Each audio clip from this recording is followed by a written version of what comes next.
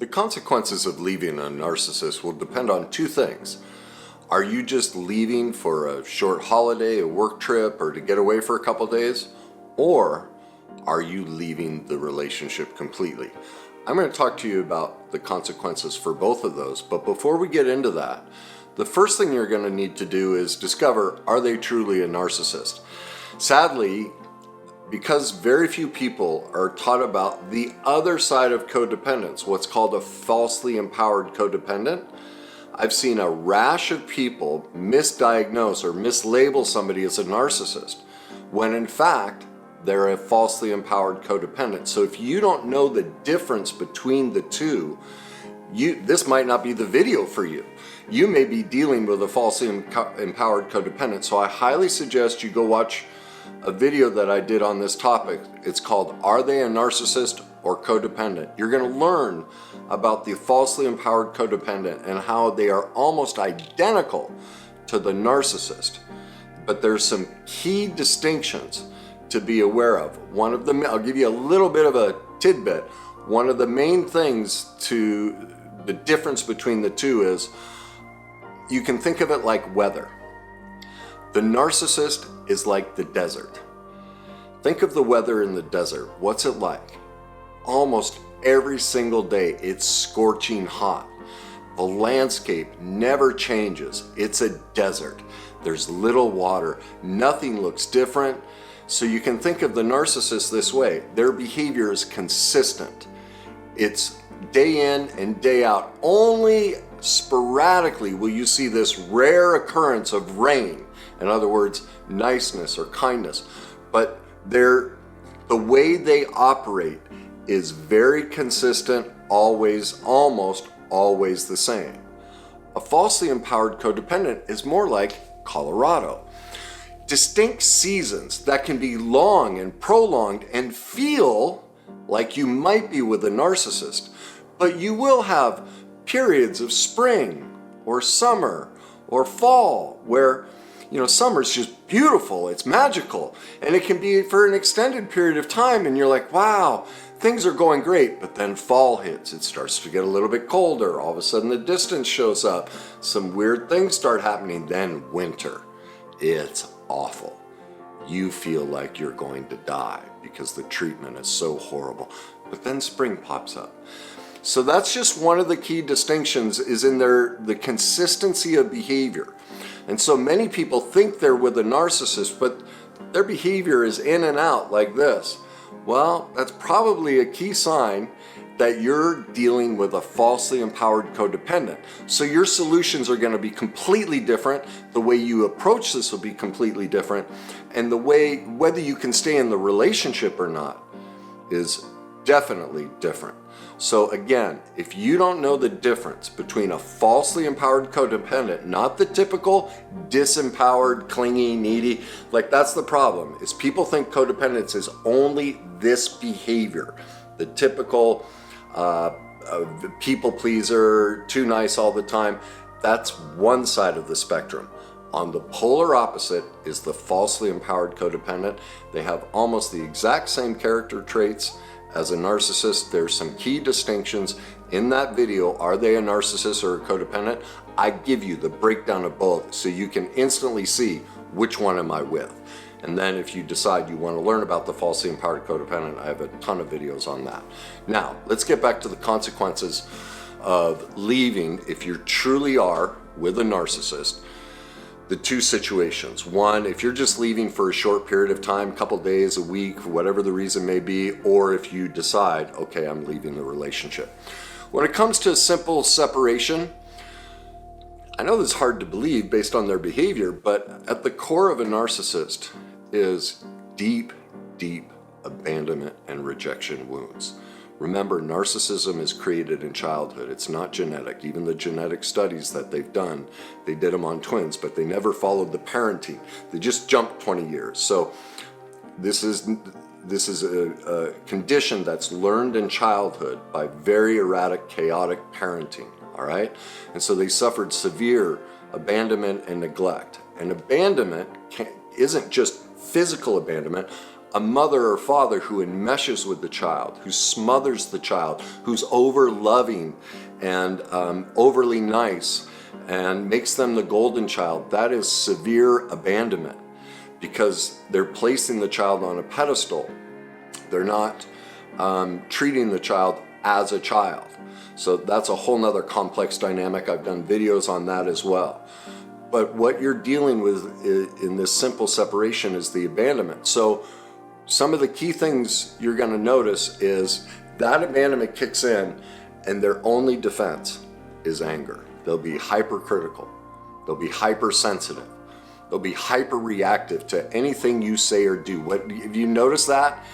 The simplest, you just say a phrase and all of a sudden they jump on it. You mispronounced a word, or you put a word in the wrong place, whatever. They notice everything and they're looking for an attack angle, because what they're trying to do is make you feel bad for leaving them. So they'll have many displays of anger. Many times they'll even start arguments on purpose before you leave, or surprisingly, you would think when you came back they'd be nice, but again, they're going to make you pay. And so they'll start an argument when you return. So what they're trying to do is, they're re-experiencing the severe abandonment and neglect of childhood. And so any sign of that will create the underlying rage and fear, and the rage and fear are covering over what they really feel. Deep, dark, horrific sadness. Now you can have empathy for that, but what's getting you in trouble is you think you can fix that and heal that. Only they can do that, and only if they want to. And so that's one of the things we have to guard against is, while it's okay to have empathy that they were raised this way and they were made to be this way, and that's heartbreaking. Don't allow yourself to attach to that and allow that to suck you in and try and be their savior. Remember, they don't want you to be their savior. What they want is to have power over you.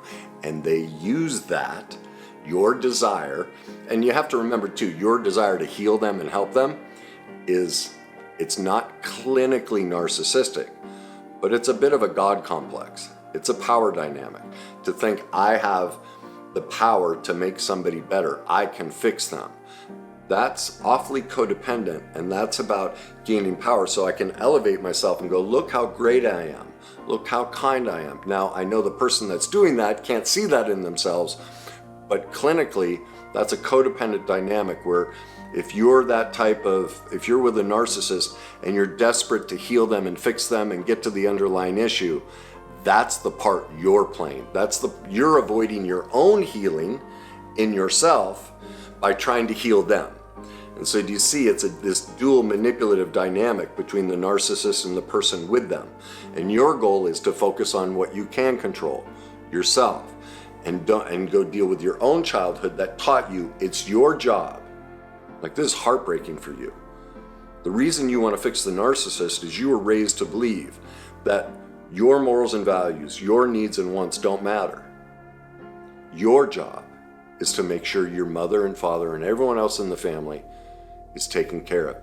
You have to be the easiest child, the one who doesn't want anything. And so you learn that you gain your status and your power and your value and worth within your only family system by giving yourself away, allowing yourself to be mistreated in the service of trying to make sure everybody else is okay. So don't get sucked into that dynamic. And another way they try and suck you in and prey on your own childhood pain that hasn't been addressed is they'll get sick, they'll get hurt, or they'll create situations before or after you return to make you care for them. They're going to prey on that. And that's the part we play. We were looking to do that because we're like, God, if I take care of them, they're finally going to see me and they'll give me the recognition. Well, that goes back to your own childhood and you wanting them to be the parent you never had, and they can't do that. It's not their job. It's our job to go become the parent for ourselves that we never had. And so recovery, working with a professional, is our solution, not trying to fix them. So the other thing to recognize is with all of this chaos, the hyperreactivity, the hypercriticalness, the desire to create fights and distance and discord and get you to take care of them, is that the more you try and resolve their problem, the more distance and resistance they'll give you. They will push back against it, because do you see what it would activate? Do you see? Here's the problem with trying to heal, fix, take care of, solve the narcissist pain and problem. If you achieve that, do you see what that would expose? Their weakness, their pain, that they're actually less than. But what's their whole facade? Better than, above everyone and everything. So they will never, ever, ever allow you to rescue them, because their narcissism was created to protect them from how horribly they were neglected and abandoned as a child. They'll do anything not to experience that again. And so every time you try and take care of them, every time you try and solve their problem, every time you try and take their pain away, they'll get more and more angry, because they don't want to feel that pain from the past. And so again, your recovery, when you feel that need, that's a sign I need to go deal with my trauma and work with a professional on that. And of course, as you try and help them and try and, and you might even try and do it appropriately, what are they going to do? They're going to gaslight you and say how weak you are. And why are you acting this way? What do you mean I'm being sick? What do you mean I'm manipulating you? Look at you trying to manipulate me. You're the one leaving. And now you're trying to start a fight with me? Can you believe this? I'm going to be alone without you. And now you're not only leaving me, but you're going to leave me in a bad mood. So again, do you see what triggers the narcissist is our own childhood trauma, which taught us it's our job to fix other people's problems. And it always backfires. So that's what happens in the simple separation. Now, if you decide to leave the relationship, things get really severe. In almost all cases in this dynamic, especially if you have children, they will do what's called parental alienation. If you don't know what that is, I have videos on that topic as well. Parental alienation is when one or both parents try and brainwash the children against the other parent. What they do is they talk openly about the issues in the marriage, they disparage the other parent, they're critical of the other parent, they will accuse the other parent of, I can't say the words, I'll block the video, of doing things to the children, if you get what I'm saying. They will be vicious. They will destroy you and your relationship with the children. Now the secret for you is, don't tell your children what they're doing. Don't say, look, you can't do this. You don't believe your, whoever it is, don't believe your other parent who's saying these things. Actually, they're the ones doing this, because now do you see what you have? Is you have two parents who have put the child in the middle, and they're asking the child to pick a side. They're giving all the power to the child, making the child the adult and putting them in what's called a double bind. Children want to love both their parents, no matter how perfectly imperfect and hurtful they are. What was that show that just came on of the lady who texted her daughter and said these despicable things to her and destroyed her relationship with her boyfriend, and she catfished her own daughter and destroyed her. And then when she got caught and the police were there, the mother just put her arm around the child and says, oh, you can't take me from my child, after she just spent 2 years destroying her child, saying she needed to DIE, and it's just awful. Well, that creates a loyalty bind. See, children will naturally attach to the most abusive parent because it's Stockholm Syndrome. It's a life-saving technique. Well, your child needs somebody who's not going to put them in that position. They need somebody who's safe, who won't force them to choose. And so by you first thing, go become an expert in parental alienation and learn what to do and what not to do. I have videos on that as well, so that you can at least be the one parent that cares about your child and isn't using them for their own self-glorification. Okay? I'm kind of getting off a tangent. I want to get back to this, but please go learn about parental alienation, especially if you're with a narcissist. You need to become an expert in this if you're leaving the relationship, because this tactic will happen, and you care about your child. You don't want to use them for your benefit. So the way to achieve that is go become an expert in the parental alienation dynamics to make sure that what you think you're doing is kind and loving. Don't make the mistake that attempting to be kind and loving only to find out later, oops, shoot, I blew that one. I actually did harm to my child. Not intended, of course, but if you don't know about how this dynamic works, you most likely will harm your child purely on accident. So make sure you go learn about that.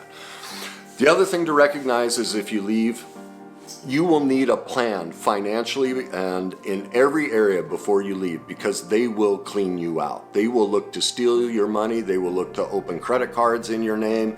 They will go to, hiding accounts, stashing money away. And so you don't tell them that you're going to leave. You get a plan in place. On one day, friends come over, you move out of the house, you open new bank accounts, close all the credit cards. You have to have a plan, because they will go after all of that and destroy every part of you, especially financially. They will also make grandiose claims and expect during the divorce process, they'll make grandiose claims and expect you to give them more. So, I've heard of situations where a family did all their own laundry, and the wife asked for a $1,000 a month dry cleaner allowance. She'd never, in 11 years of marriage, had never taken any clothes to the dry cleaner. That's the kind of thing they'll do. So be ready for that. All right? The other thing is, I'm sure you know, they will assassinate your character, whether they do it online through blogs, through public posts, through YouTube channels, whatever it may be. They're going to reach out to your friends, your family members, your children, everyone and everything to destroy you and your character. So those are the two consequences you can look for, whether it's a simple separation or leaving the relationship. Two things I highly suggest. Please go learn about the falsely empowered codependent. That video is titled, Are They a Narcissist or Codependent? Please watch that so you know who you're dealing with. Also, if you do discover you're with a narcissist and you are going to leave the relationship and you have children, go watch my videos on parental alienation.